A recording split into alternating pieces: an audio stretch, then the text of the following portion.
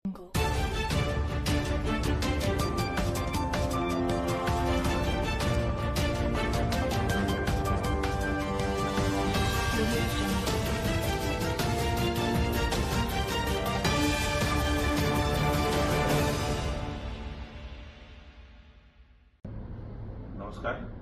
દેશના યશસ્વી લાડીલા અને સર્વાધિક લોકપ્રિય વડાપ્રધાન આદરણીય નરેન્દ્રભાઈ મોદી સાહેબ દ્વારા દેશની જનતાને અને સમગ્ર સરકારી તંત્રને પણ અપીલ કરી છે અને ખાસ કરીને ઈંધણ બચાવીને ગ્રીન એનર્જીનો વ્યાપ વધારવા માટે થઈને પ્રયાસી રહ્યા છે. ત્યારે માનનીય ભૂપેન્દ્રભાઈ પટેલના નેતૃત્વમાં ચાલતી ભારતીય જનતા પાર્ટીની ગુજરાત સરકારે મને કૃષિ અને ખેડૂત કલ્યાણ, સહકાર, પશુપાલન, ગોસંવર્ધન અને મત્સ્યોદ્યોગની જવાબદારી આપી છે. ત્યારે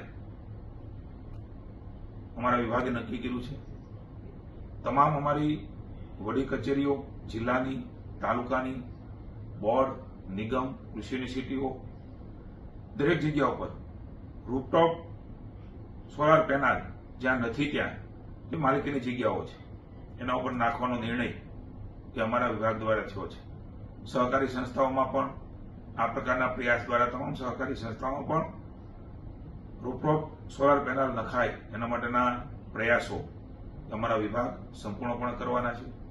આમનાથી પરંપરાગત ઈંધણ દ્વારા ઉત્પાદિત થતી વીજળી પરની નિર્ભરતા ઘટશે અને સૌર ઉર્જા જેવા પુનઃપ્રાપ્ત ઉર્જા સ્ત્રોત વપરાશને વધારે પ્રોત્સાહન મળવાનું છે.